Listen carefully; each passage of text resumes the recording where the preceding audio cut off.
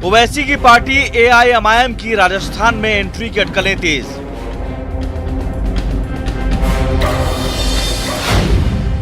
कांग्रेस के कुछ असंतुष्ट मुस्लिम नेताओं के संपर्क में एआईएमआईएम।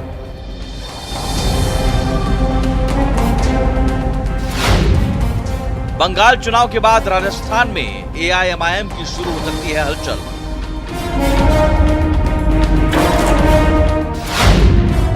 ओवैसी की पार्टी के समर्थन में मुस्लिम संगठन चला रहे हैं सोशल मीडिया पर कैंपेन।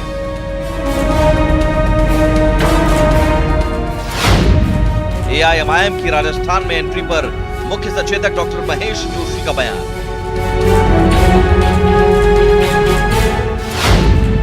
महेश जोशी बोले, बीजेपी के एजेंट के तौर पर कार्य करते हैं ओवैसी। ओवैसी भारतीय जनता पार्टी के और प्रधानमंत्री नरेंद्र मोदी जी के एजेंट हैं। वो कुछ भी कर सकते हैं, जो करते हैं उनके इशारे पे करते हैं। महेश जोशी ने कहा, राष्ट्र को कमजोर करने वाले ताकतों से कांग्रेस लेगी टक्कर। कि देश की एकता और अखंडता को मजबूत करने वाली जो ताकतें हैं वो ओवैसी हो चाहे कोई और हो, उनको राजस्थान में नकारेंगे। एआईएमआईएम का राजस्थान प्लान। नमस्कार, बहुत स्वागत है आपका। प्राइम डिबेट देख रहे हैं आप, आपके साथ मैं जेपी शर्मा। बिहार चुनाव के बाद से चर्चा छिड़ी है कि असदुद्दीन ओवैसी की पार्टी भी राजस्थान की आने वाली राजनीति में, आने वाले चुनाव में एक फैक्टर होगी। ये दावा किया जाता रहा है कि असदुद्दीन ओवैसी को ताज़ा दौर में हिंदुस्तान का मुसलमान अपने मसीहा के तौर पर देखता है और उनकी पार्टी को जहाँ जहाँ वो चुनाव लड़ेंगे वहाँ वहाँ हाथों हाथ लिया जाएगा। लेकिन क्या राजस्थान की द्विध्रुवीय राजनीति को, बाइपोलर पॉलिटिक्स को, इसमें कोई तीसरा कोना जोड़ना इतना आसान है? इतिहास में अगर इस प्रश्न का उत्तर खोजें तो इसका उत्तर एक स्पष्ट नहीं के तौर पर मिलता रहा है। बसपा, सपा और आम आदमी पार्टी से लेकर स्थानीय दिग्गजों के खड़े किए हुए दलों को कोई रिमार्केबल सक्सेस राजस्थान में नहीं मिल पाई। इस बीच ओवैसी की पार्टी ये भी तोहमत झेल रही है कि वो भाजपा की बी पार्टी है। उसकी राजनीति का रंग भी उतना ही कट्टर है जितना भाजपा का, और ये दोनों एक दूसरे के लिए कामयाबी का टॉनिक बनते रहे हैं, इस तरह के आरोप लगते रहते हैं। आज इस सब पर प्राइम डिबेट में बहस होगी इन सवालों के जरिए कि क्या प्रदेश की बाइपोलर पॉलिटिक्स में तीसरे की गुंजाइश है?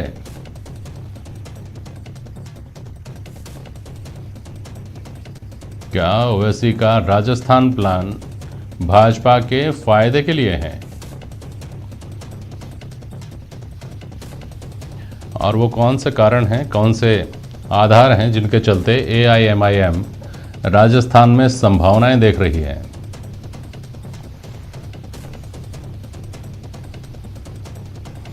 हमारे साथ कांग्रेस के वरिष्ठ नेता अब्दुल रज्जाक भाटी साहब हैं, हाफिज़ मंजूर अली साहब हैं, आप राजस्थान मुस्लिम फोरम का प्रतिनिधित्व कर रहे हैं यहाँ, वरिष्ठ पत्रकार ओम सैनी जी हैं और पंकज मीणा जी हैं, भारतीय जनता पार्टी के प्रवक्ता। बहुत स्वागत करता हूं आप सभी का। पहले मंजूर अली साहब आपके पास आ रहा हूं। जैसा मेरा आखिरी सवाल था कि वो कौन से कारण हैं, कौन से आधार हैं जिनके चलते कट्टर मुस्लिम छवि वाली एआईएमआईएम राजस्थान में अपने लिए गुंजाइश देखती है, अपने लिए संभावना देखती है? असल में आज़ाद हिंदुस्तान के बाद राजस्थान में आमतौर पे पहले किसी ज़माने में जनसंघ हुआ करता था, बाद में भारतीय जनता पार्टी के नाम से जो है सियासत होने लगी और दूसरे पोल के ऊपर कांग्रेस थी। हाँ जी। कांग्रेस की जो छवि थी या थोड़ी बहुत है वो ये थी कि भाई ये एक सही सेकुलर चेहरा है और सबको साथ लेकर चलने का इसका मिजाज है। लेकिन पिछले कुछ अरसे से ऐसा महसूस किया जा रहा है कि वो छवि जो है कांग्रेस की बहुत तेज़ी के साथ धूमिल हो रही है। अच्छा। और उसके नतीजे में जो है दूसरी ताकतें मजबूर हैं कि वो जो है मैदान में उतरें। ऐसा कुछ नहीं है कि अभी हाल ही के अंदर ऐसा कुछ हो रहा हो, बल्कि इससे पहले भी कोशिशें मुख्तलिफ एंगल से हो रही हैं राजस्थान में। हाँ जी। तो ये इसका बुनियादी वजह यह है कि कांग्रेस जो ज़ाहिरी तौर के ऊपर सबको साथ लेकर चलने की बात करती है, 36 कौमों की बात करती है, लेकिन ये बात सिर्फ वोट लेने की हद तक ही रहती है। जब कुछ देने का मसला आता है तो जो एक जेन्युइन रिप्रेजेंटेशन जो है मुस्लिम कम्युनिटी को मिलना चाहिए, वहाँ जो है कांग्रेस बहुत तेज़ी के साथ विफल हो रही है। उसके नतीजे में नई नस्ल जो है उसके अंदर एक गुस्सा और एक आक्रोश बढ़ता जा रहा है और वो फिर किसी तीसरी ताकत की तरफ देखने पर मजबूर हो रही है। अच्छा, ठीक है, मैं कुछ सवाल लेकर आऊँगा आपके पास, लेकिन पहले भाटी साहब से इसके ऊपर टिप्पणी ले लूँ जो आपने कहा है। भाटी साहब, अब्दुल रज़ाक भाटी साहब जी सर, जो फरमा रहे मंजूर अली साहब कि कांग्रेस चूंकि जो जायज़ हक है, अगर मुख्तलिफ शब्दों में हम कहें तो वो देने में नाकाम रही है, इसलिए मुसलमानों को ये ढूंढना पड़ रहा है कि अब अगला ठिकाना कौन हो सकता है जो बेहतर काम कर सकता है हमारे लिए। देखो ऐसा कुछ नहीं है। जहाँ जहाँ मुसलमानों के अधिकार की बात आई है जी, तो आज तक अगर हक दिया है कांग्रेस को तो वो मुसलमानों ने ही दिया है, कांग्रेस पार्टी ने दिया मुसलमानों का। हाँ। ऐसा कुछ नहीं है कि हक नहीं दिया। आप इतिहास उठा के देख लो कि कभी कोई बीजेपी ने या कोई दूसरी पार्टी ने कोई किसी को मुसलमानों को हक दिया। जो भी आज की तारीख में जो हक दिया मुसलमानों को वो कांग्रेस पार्टी नहीं दिया अभी तक, आज तक। ठीक है, मंजूर और अली आगे भी साहब, देती रहेगी। ठीक है। हाफिज़ मंजूर अली साहब, वो कौन सी चीज़ें हैं जिससे मुस्लिम तबका अभी तक वंचित है, जो आप अपेक्षा रखते हैं? हमारा देश का संविधान तो जिससे इतर कोई राज्य सरकार नहीं जा सकती, जिससे इतर कोई पार्टी नहीं जा सकती, जिससे इतर आप और मैं नहीं जा सकते। हमारा देश का संविधान तो सबको समान अवसर देता है। हमारा देश का संविधान तो शिक्षा का अवसर सबको बराबर देता है। आप पढ़िए लिखिए, योग्य बनिए, रेस में आइए, जीतिए, आगे बढ़िए। अलग से शिक्षा में आपको मदरसा भी देता है। हमारा देश का संविधान जो है वो रोज़गार के अवसर बराबर देता है। नौकरी के लिए फॉर्म भरिए, कम्पीट करिए, अगर आप योग्य हैं, सबसे ज़्यादा योग्य हैं, तो सर्वाइवल ऑफ द बेस्ट दुनिया में है, हमारे सिस्टम में भी है। हमारे यहाँ ऐसा नहीं है कि लोन्स नहीं दिए जाएंगे मुसलमानों को, कर्ज नहीं दिया जाएगा रोज़गार शुरू करने के लिए और बाकी लोगों को दे दिया जाएगा कि आप धंधे शुरू नहीं कर सकते, काम शुरू नहीं कर सकते। तो वो अलग से अपेक्षाएं क्या हैं जो पूरी नहीं हो पा रही हैं?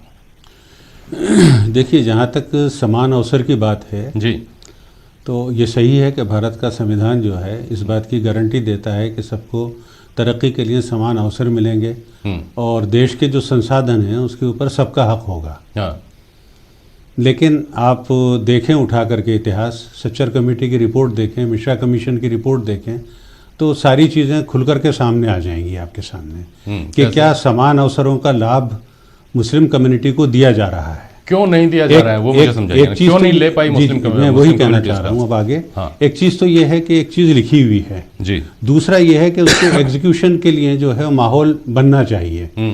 मिसाल के तौर के ऊपर दलितों को, एसटी को, एससी को, ओबीसी को, पिछड़े हुए थे उनको आगे बढ़ाने के लिए रिजर्वेशन दिया गया। हाँ। और एक माहौल बनाया गया कि किस तरीके से वो आगे बढ़ सकते हैं। तो इसी तरीके से जो है सर एक बात हम बताइए। ये समझ रहे हैं। एक मिनट के लिए रोक रहा हूँ बीच में खाली। हमारे संविधान में धर्म के आधार पर आरक्षण नहीं है, ये तो एक बात है ही है, है ना। उसके अलावा जिनको हम धर्म कर रहे हैं, सिख एडवांस कम्युनिटी है, मानते हैं हम कि वो तरक्की कर चुकी कौम है। जैनों को मानते हैं ना हम लोग। हम सिंधी कम्युनिटी के बारे में जानते हैं कि वो अपना रोज़गार कुछ ना कुछ व्यवसाय करके और बहुत बेहतर स्थिति में है। तो अगर हम ये कहें कि राजनीतिक तौर पर धार्मिक आधार पर आरक्षण देकर कुछ लोगों को बढ़ाया गया, नहीं बढ़ाया गया। अगर हम ये कहें कि उनके लिए कोई सामाजिक परिस्थितियां अलग से कर दी गई थी, वो बहुसंख्यक है, ऐसा है, तो ऐसा भी नहीं है। तो इसके लिए जिम्मेदार जो लोग हैं, जहां जिम्मेदारी अगर ठहरती है वहां भी स्वीकार करनी चाहिए। मेरे कहने का मतलब ये है। नहीं, मैं जो कह रहा था असल में वो ये था कि उसके लिए एक एटमॉस्फेयर बनाया जाता है, माहौल बनाया जाता है। किसके द्वारा? क्या नाम है, अवाम के जरिए भी बनाया जाता है और हुकूमतों के जरिए भी वो काम किए जाते हैं। जी जी। उसी सिलसिले में अगर आप देखें, आपने कहा, सही कहा है कि सब धर्म के आधार पर रिजर्वेशन नहीं मिल सकता है। मैं आपकी इस बात से इत्तेफाक करता हूं। लेकिन जब खुद कांग्रेस पार्टी ने ये महसूस किया पिछले दिनों में कि मुसलमान जो है हर मैदान में बहुत ज़्यादा पिछड़ गया है, और सच्चर कमेटी की जब सिफारिशात आई तो उसके बाद सरकार, कांग्रेस गवर्नमेंट ने मिश्रा कमीशन बनाया।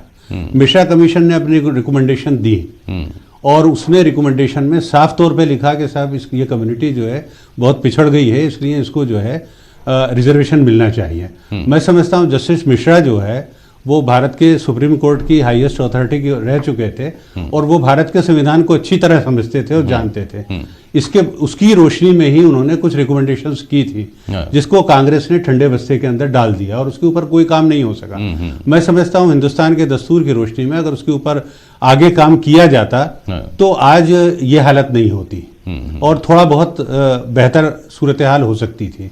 हम राजस्थान के पस मंज़र में देखते हैं कि राजस्थान में पिछले दिनों एक हमारी ही राजस्थान की एक कम्युनिटी है, गुजर कम्युनिटी है, उसको कोई रिजर्वेशन नहीं था, लेकिन हालात ऐसे पैदा हुए कि उसको रिजर्वेशन देना पड़ा।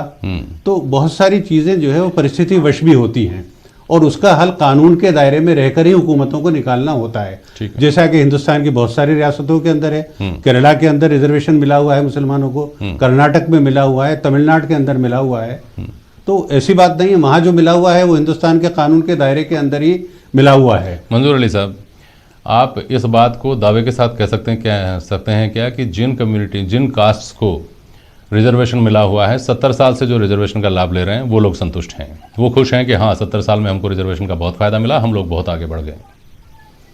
तब तो हम ये माने कि आरक्षण एक पैमाना हो सकता है जिसके जरिए मुसलमानों का भला हो सकता है। दूसरी बात, क्या हम ये मान सकते हैं कि AMIM अगर राजस्थान में आती है और वो अपना यहाँ पर आधार तैयार करती है, मुसलमानों की नुमाइंदगी करती है, तो क्या हम इस अपेक्षा के साथ AMIM की तरफ देख रहे हैं कि वो मुसलमानों को आरक्षण दिला देगी?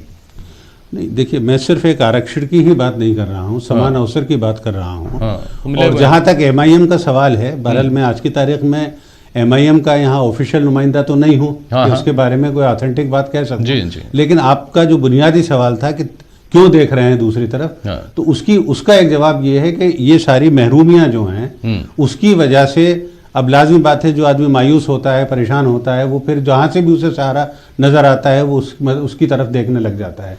तो इसी ताल्लुक से MIM की तरफ भी देखा जा रहा है। और अगर आप देखें अभी हाल ही के अंदर एक मोटे तौर पे मैं बताता हूँ कि अभी जो इलेक्शन हुए हैं राजस्थान के अंदर, इसके कारपोरेशन वगैरह के, नगर इसके जयपुर के और कोटा और जोधपुर के अंदर, तो हम ये नहीं कह रहे कि साहब धर्म के आधार के ऊपर आरक्षण मिलना चाहिए, लेकिन एक उसूली बात यह है कि इतनी बड़ी कम्युनिटी है और उसने जो है कांग्रेस को भरपूर वोट दिया और उसको इस पोजीशन में ला दिया कि वो आज 4 निगमों के अंदर जो है वो पार्टी जो है वो एक तरीके से लीडिंग पोजीशन में है। लेकिन दोनों चीज़ें तो नहीं हो सकती ना सर। माइनॉरिटी होने के प्रिविलेज आप ले रहे हैं, तो जहाँ मेजोरिटी में आप आ गए तो आप ये थोड़ी कह सकते हैं कि हमको मेजोरिटी का प्रिविलेज चाहिए। मैं मेजोरिटी और माइनॉरिटी की बात नहीं कर रहा हूँ, मैं तो कह रहा हूँ समान अवसर की जब बात आती है तो अवसर प्रदान किया जाना चाहिए। चलिए ठीक है।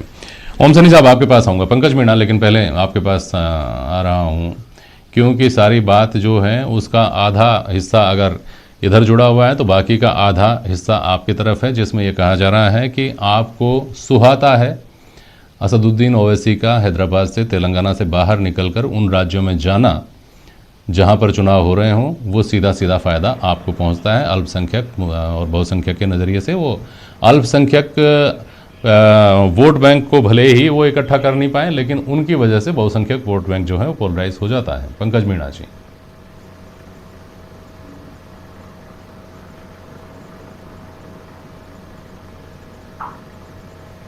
पंकज मीणा नहीं सुन पा रहे हैं हमको। पंकज जी, आपको आवाज़ आ रही है मेरी? चलिए, पंकज जी से संपर्क होने के बाद उनके पास जाऊंगा। ओम सैनी साहब जी। ओम सैनी साहब, आपको आवाज़ आ रही है मेरी? बिल्कुल आ रही है। ठीक है जी।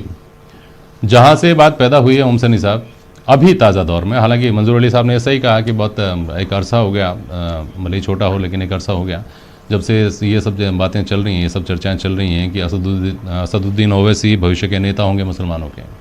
लेकिन फ़िलहाल ये बात जो है बिहार चुनाव से निकली है।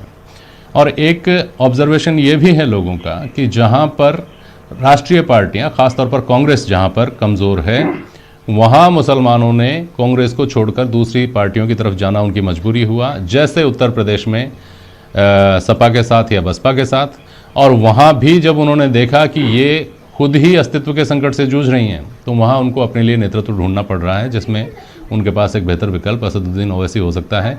तो इस हवाले से राजस्थान में क्या इस तरह की संभावनाएं बनती हैं? क्या यहाँ दो बाइपोलर आज तक का जो है पॉलिटिक्स रहा है? ओम सैनी साहब देखिए, जब अभी जो साहब बोल रहे थे, उन्होंने कहा कि कॉरपोरेशन के चुनाव के बाद में जिस तरीके से मुसलमानों में पार्षद विजयी काफ़ी सारे होने के बावजूद उनको वो हक नहीं मिला तो मिलना चाहिए। एक ये मानसिकता है। ये मानसिकता इसलिए बनी है कि पॉलिटिकल पार्टीज में अलग अलग जातियों के और संप्रदायों के अपने अपने दबाव समूह बन गए हैं और वो दबाव समूह बहुत सारी बातें कह करके अपनी हैसियत हासिल करना चाहते हैं। तो उसका नतीजा ये हो रहा है कि जो पहले एक सिलसिला था कि पार्टी के साथ में जो वैचारिक लगाव आपका होता था, चाहे भारतीय जनता पार्टी के साथ में हो, चाहे कांग्रेस के साथ में हो, चाहे दूसरी पार्टी के साथ में हो, वो लगाव ज्यादा महत्वपूर्ण नहीं रहा। महत्वपूर्ण ये हो गया कि किसी तरीके से अपने समूह का या अपने जाति का गोलबंदी करके हम वो चीज हासिल कर लें जो हम चाहते हैं। और चाहने वाले जो लोग हैं वो पूरी जमात नहीं है, वो लोग जो काफी समझदार हैं और जो नेतृत्व करने का दम भरते हैं, शायद गोलबंद कर सकते हैं, वो लोग इसका लाभ उठाते हैं। बाकी लग ये रहा है कि जिस तरीके की सारी बातें आ रही है, उसे लगता है कि एक तरफ तो बहुसंख्यकों का गोलबंदी हो रहा है, एक तरफ अल्पसंख्यकों का गोलबंदी हो रहा है। तो ओवैसी अल्पसंख्यकों की गोलबंदी करके और विभिन्न राज्यों में अपने आप को पेनिट्रेट करना चाहते हैं और मुसलमानों की नाराजगी, खासतौर से अल्पसंख्यकों की नाराजगी को भुनाना चाहते हैं। लेकिन मुझे लगता नहीं है कि फार्मूला काम करेगा, क्योंकि लोग धीरे धीरे समझेंगे कि जो ताकतवर है, चाहे वो मुसलमान अमीर हो, चाहे वो हिंदू अमीर हो, वही लाभ उठा पाता है, सामान्य जन को कुछ नहीं मिलता। तो एक तरफ तो मिलेगा वोट बैंक के रूप में, जैसे बीएसपी के पास में मुसलमान गए, एसपी के पास में मुसलमान गए, आरजेडी के पास में मुसलमान गए, फिर वहां से खफा हुए तो ओवैसी उनको एक ऐसा जरिया मिला जिसके माध्यम से अपने आप को कह सकें। तो इसलिए बिहार में उनका एक दबदबा दिखा। और ये एक अपने आप में आईना है इन पॉलिटिकल पार्टीज के लिए कि देखें, इतने बड़े समूह को नजरअंदाज करने की चेष्टा ना करें, उनको अपना वाजिब हक दें, उनके साथ में समन्वय बिठाएं। अब भारतीय जनता पार्टी सबका साथ सबका विकास बोलती है, लेकिन टोपी तक नहीं लगाते वो उस तरीके से ना। और इसी तरीके से ये बोलते हैं, कांग्रेस पार्टी वाले बोलते हैं, वो उनके साथ में जब इतना बोलते हैं तो वो अपीजमेंट के रास्ते पर जरूर चले जाते हैं, लेकिन उस तरीके से चीजें नहीं बांटते जिस तरीके से सामान्यतः कांग्रेस सेकुलर पार्टी के रूप में बांटती रही है। यही सब नाराजगी का कारण नजर आता है।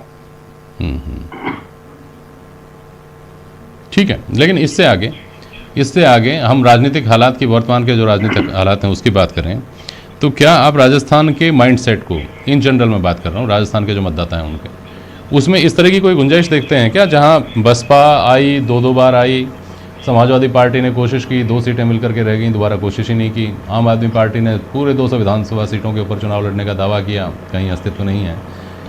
एक आध जो क्षेत्रीय दिग्गज हैं उन्होंने ज़रूर अपनी जगह बनाई अपने दमखम पर, लेकिन उस तरह की सक्सेस, सिग्निफिकेंट सक्सेस नहीं मिल पाई किसी थर्ड फ्रंट को, थर्ड एंटिटी को राजस्थान में। मोहम्मद सैनी साहब, ये राजस्थान में संभव नहीं है। राजस्थान में इस तरह का सोच अभी प्रभावी नहीं हुआ।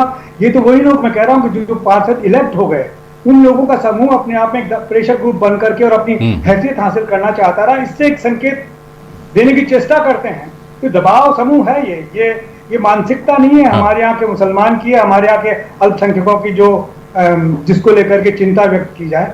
लेकिन फिर भी मिरर आईना जरूर है कि इन सब चीजों का इस्तेमाल हो सकता है और समाज को फिर से तोड़ा जा सकता है, तो फिर वैसी हालत बनाई जा सकती है जैसे कि बिहार में। बिल्कुल ठीक है। और ये आरोप लग रहे हैं इस्तेमाल करने के पंकज मीणा आपकी पार्टी के ऊपर। पंकज मीणा जी, ये आरोप लग रहे हैं भारतीय जनता पार्टी के ऊपर। आपको आवाज आप सुनाई दे रही है मेरी मीणा साहब? बिल्कुल शर्मा साहब, उनको आवाज आ रही है। ये कहा जा रहा है कि वो अगर यहाँ आते हैं तो भले ही वो जिनके लिए आ रहे हैं वो इकट्ठा हो नहीं हो, वो जिनके लिए नहीं आ रहे हैं वो इकट्ठा हो जाएंगे और आपको उसका फायदा मिलेगा। मीणा जी। शर्मा साहब, मैं 2 बातें कहना चाहूंगा। पहली बात तो ये कि राजस्थान की धरा और राजस्थान का जनमानस बड़ा सीधा सा है। यहाँ जब कोई धर्म और जाति के आधार पर कोई राजनीतिक दल या कोई राजनीतिक लीडरशिप डेवलप होती है, उसको जनता नकार देती है और जनता कभी भी उसको हाथों हाथ नहीं लेती। तो मैं इस बात से कतई इनकार करता हूँ कि अगर आज एमआईएम या ओवैसी जैसे साहब यहाँ जो जाति धर्म की राजनीति करते हैं वो राजस्थान में आएंगे तो उनको किसी तरह की सफलता मिलेगी। उनको ऑन द मूव ही यहाँ तो जाना पड़ेगा। रहे हैं, लेकिन लोग ये कह रहे हैं कि उनकी असफलता में भी आपकी सफलता छुपी हुई है। बिल्कुल, मैं उसी बात पे आता हूँ। देखिए शर्मा साहब, इसकी कांग्रेस का जो ये फ्रस्ट्रेशन है, इसको समझने के लिए हमको पिछले 70 साल की राजनीति को एक बार 1 सेकंड के लिए देखना पड़ेगा। आपने पूरे 70 साल से भारतीय जनता पार्टी या जो हमारी पूर्व का राजनीतिक दल था जनसंघ, उससे डरा के रखा मुसलमान समाज को, अल्पसंख्यकों को कांग्रेस पार्टी ने, केवल इस मारे कि कहीं अल्पसंख्यक वो थोड़े बहुत पढ़ लिख गए, थोड़े बहुत समझदार हो गए और इन्होंने कांग्रेस का दामन छोड़ दिया तो इन कांग्रेस की धरा तो खिसक जाएगी। और हुआ भी यही, जहां जहां अल्पसंख्यक लोग थोड़े से पढ़ लिख के समझदार हुए और जहां जहां उन्होंने कांग्रेस से रिवोल्ट किया, वहां से कांग्रेस साफ होती गई। आज राजस्थान के अंदर अभी महेश जोशी जी जो कह रहे थे, उनका डर वास्तविकता में यही था कि राजस्थान में भी अगर कोई इस तरह का दल आ गया जो कांग्रेस को बिल्कुल नेस्तनाबूद कर देगा, तो मेरे को लगता है कि इनको जो आने वाले समय में धरा खिसकती हुई नजर आ रही, उसके डर के मारे आपके इतने लंबे समय तक सरकार यहाँ रही है, ये संभावना ये सवाल इस तरह से क्यों नहीं उठते कि राजस्थान का मुसलमान कांग्रेस को छोड़कर भाजपा पर क्यों नहीं शिफ्ट होता?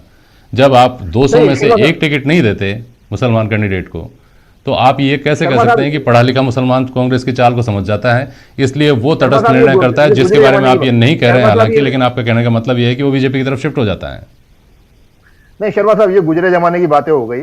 आज पिछले 6 साल में प्रधानमंत्री नरेंद्र मोदी जी के नेतृत्व के अंदर जिस प्रकार से, लेकिन सवाल यहाँ ये भी उठता है पंकज जी, उससे आज अल्पसंख्यक समाज विश्वास करने लगा भारतीय जनता पार्टी के पर, और उसका सबसे सुखद परिणाम अगर आप देखेंगे तो जयपुर हेरिटेज के अंदर हमारा एक भारतीय जनता पार्टी की तरफ से एक अल्पसंख्यक पार्षद जीत के आया है, और उन अल्पसंख्यक समुदाय आपके कैबिनेट में मिनिस्टर रहे हैं, ये आपके लिए सुखद संकेत है। अगर तो आप थोड़ा और अतीत में जाइए, आपको और भी सुखद संकेत मिलेंगे। आपके केंद्र में मंत्री रहे हैं, तो ऐसा थोड़ी है कि कोई बिल्कुल, हेलो सुन रहे हैं पंकज जी? बिल्कुल यही कह रहा हूँ।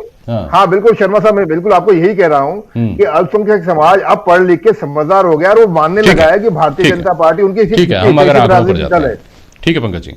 मंजूर अली साहब, समय बहुत कम बचा है चूंकि, अगर हम इन बातों को पैमाना बनाते हैं तो फिर बहुत मुश्किल है इस बात को, इस थ्योरी को ज़मीन पर उतारने की उम्मीद करना कि कोई इस तरह की पार्टियां राजस्थान में, चूंकि 12.7% मुसलमानों की आबादी वाले तेलंगाना में AIMIM के 7 MLA हैं, और राजस्थान में 9% मुसलमानों की आबादी वाले राजस्थान में कांग्रेस ने 2013 में भी 16 टिकट दिए, 2013 में भी दिए 16 टिकट, और 2018 में भी 16 टिकट दिए। अभी मेरे ख्याल में 10 MLA हैं। तो क्या ये रिप्रेजेंटेशन जस्टिफाइड नहीं है? देखिए, एक तो पंकज मीणा साहब ने अभी जो बात कही है, मुझे इससे इख्तिलाफ है। ये जो कुछ एक तब्दीली आ रही है सिर्फ मुसलमानों में नहीं आ रही है, बल्कि जितने भी महरूम तबकात हैं वो कांग्रेस और बीजेपी दोनों से ही निजात हासिल करना चाहते हैं। ऐसा नहीं है कि साहब मुसलमान कांग्रेस से निजात हासिल करके बीजेपी की गोद में बैठ जाएगा या कुछ हो जाएगा, बल्कि अब बीजेपी को देख करके वो लोग जो कल तक बीजेपी का वोटर था, अब वो बीजेपी से वो भी पीछा छुड़ाना चाह रहा है। और उसका ताज़ा उदाहरण अभी आप देखिए कि बिहार के अंदर जो रिजल्ट्स आए हैं, बड़ी बड़ी पार्टियां छोटी छोटी पार्टियों की मोहताज होकर के रह गई हैं। तो ये एक नया कंसेप्ट जो आ रहा है जॉइंट लीडरशिप का या जॉइंट गवर्नमेंट फॉर्मेशन का, इसमें छोटी छोटी पार्टियों का बहुत बड़ा रोल हो गया है। ठीक है, मसलन हम हैं, दूसरी पार्टियां 3-3, 4-4 MLA को लेकर के बात कर रही हैं। ऐसे स्थिति तो वही ख्वाब अगर MIM भी देखती है तो उसको बहरहाल ख्वाब देखने का हक है। लेकिन ये जो नेशनल लेवल के ऊपर पार्टियां हैं, चाहे कांग्रेस हो चाहे बीजेपी हो, उन्हें अपनी रविश सुधारनी पड़ेगी, वरना ये चीज़ इस चीज़ को वो रोक नहीं पाएंगे। भाटी साहब, आपने पहले बहुत संक्षेप में अपनी बात बोली थी, एक बार उतने ही संक्षेप में ये बता दीजिए अब्दुल रज़ाक भाटी साहब कि ये नौबत कैसे आ गई राजस्थान में कि कांग्रेस मुसलमानों को कांग्रेस छोड़ करके किसी और के बारे में सोचना पड़ रहा है? देखो, ऐसा कुछ नहीं है सोचना पड़ रहा है। अभी आपने इस चुनाव में भी देखा, ये नगर निगम में भी देखा और विधानसभा में देखा, और फिर 3 साल बता देंगे। ये तो आपस में कोई छोटी मोटी परिवार में कोई बात रहती है, ऐसा कुछ नहीं है। जब 3 साल बाद विधानसभा के चुनाव होंगे, फिर आप देख लेना कि कोई ऐसी नाराजगी नहीं। और बात ऐसा कुछ नहीं है, छोटी मोटी कोई बात होती है परिवार में, वो बाद में ठीक हो जाती है। ठीक है, अगर अपने रवैये को सुधार लेगी तो हो सकता है कि आप जो कह रहे हैं कांग्रेस का रवैया बिल्कुल सुधरा हुआ है, कोई गलत नहीं है। चलिए सर, कांग्रेस बिल्कुल सही। ठीक है, समय हो गया है। बहुत शुक्रिया आप सभी का आज प्राइम डिबेट में शामिल होने के लिए। आज के लिए बस इतना ही।